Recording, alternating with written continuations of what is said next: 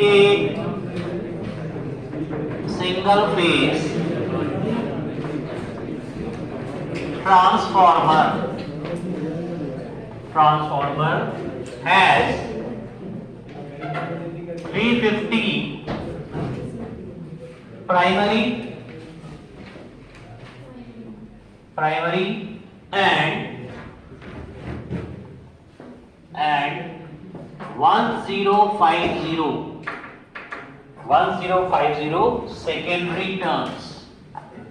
secondary turns. ठीक है. The net cross sectional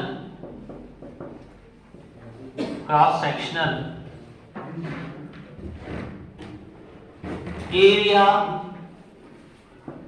of the core is 55 centimeter square.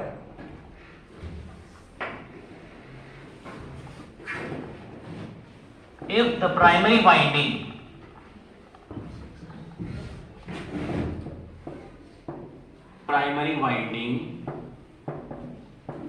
is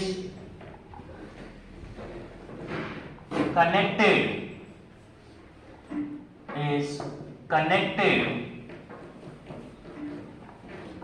to 400 volt 50 hertz supply,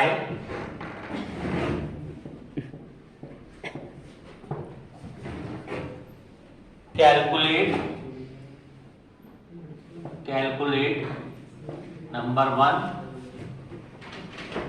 transformation ratio,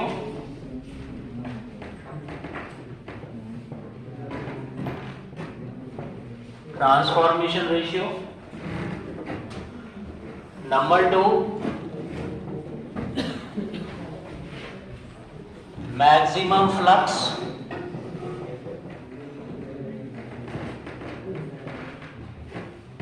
number 3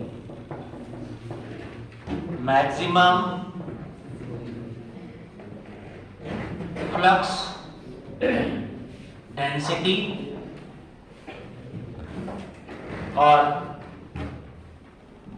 number 4 voltage induced in the secondary winding.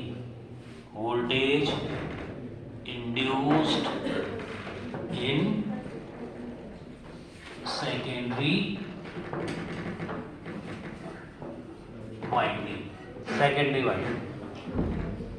ठीक है. तो secondary winding में क्या voltage induce होगा?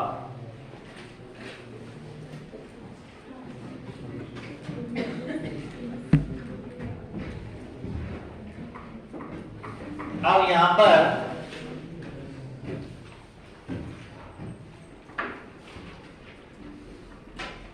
हमको calculate करना है, तो आपको क्या क्या दिया हुआ है पहले तो हम ये चेक करेंगे. इस क्वेश्चन के अंदर प्राइमरी के टर्म्स दिए हैं, मतलब N1 दिया है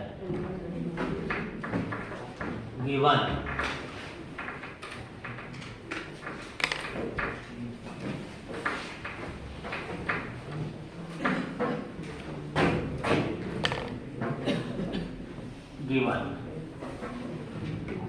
ठीक है. N1 350, N2 1050.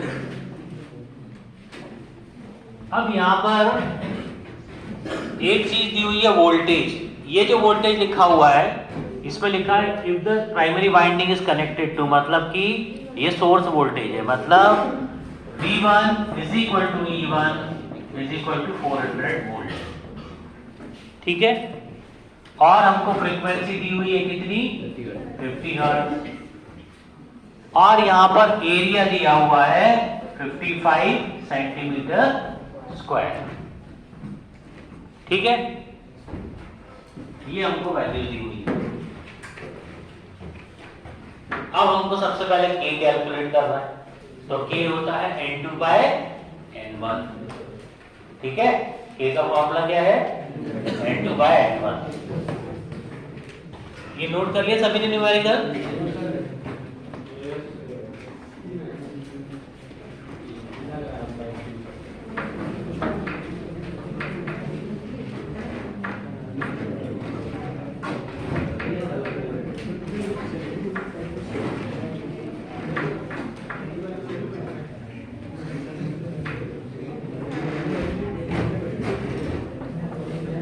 चलो अब नंबर 1 कैलकुलेट करना है के मतलब transformation ratio N2 bye N1। ठीक है, N2 की वैल्यू है 1050, N1 की वैल्यू है 350, तो ये हो गया 3। ठीक है, नंबर 2 हमको कैलकुलेट करना है मैक्सिमम वैल्यू ऑफ फ्लक्स। तो फॉर्मूला यूज करेंगे हम 4.44 F phi m into N1 है ना, वो फ्लक्स डेंसिटी के लिए यूज कर रहे हैं। अभी हम ये वाला फॉर्मूला यूज कर रहे हैं, इसमें एरिया नहीं है। ठीक है, हमको मैक्सिमम फ्लक्स डेंसिटी निकालना है, वहां हम यूज करेंगे एरिया का। फ्लक्स डेंसिटी निकालने के लिए पहले मैक्सिमम फ्लक्स पता होना चाहिए। तो यहां से हम अगर यह फॉर्मूला निकालें तो ये आ जाएगा E1 upon 4.44 F into N1। यहां से हमको मैक्सिमम वैल्यू ऑफ फ्लक्स मिलेगा। ठीक है, अब हम यहाँ पे देखिए E1 की वैल्यू हमको पता है कितनी है, 400। 4.44 F की वैल्यू कितनी है, 50, और N1 की वैल्यू कितनी है, 350। तो इसको कैलकुलेट करो भैया, कितना आ रहा है ये? 0.0051 वेबर। ठीक है, 0.0051 वेबर। ठीक, अब हमको थर्ड निकालना है BM मतलब फ्लक्स डेंसिटी। तो वो होगा phi m अपॉन एरिया, लेकिन एरिया आपको रखना है मीटर स्क्वायर में, क्योंकि फ्लक्स डेंसिटी का यूनिट होता है वेबर पर मीटर स्क्वायर। तो ये जो एरिया है यहाँ पर, इसको हम रखेंगे 55 इंटू 10⁻⁻⁴ मीटर स्क्वायर। ठीक है, तो ये वैल्यू आ जाएगी 0.0051 अपॉन 55 इंटू 10⁻⁻⁴।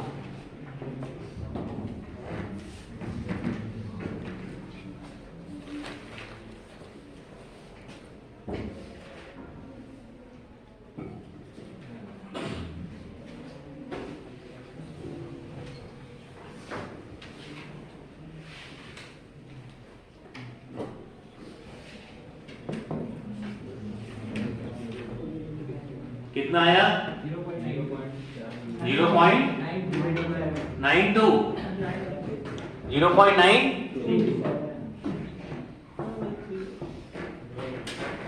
क्या आ रहा है? Yes sir. Weber per metre square. ये हो गई आपकी मैक्सिमम फ्लक्स डेंसिटी।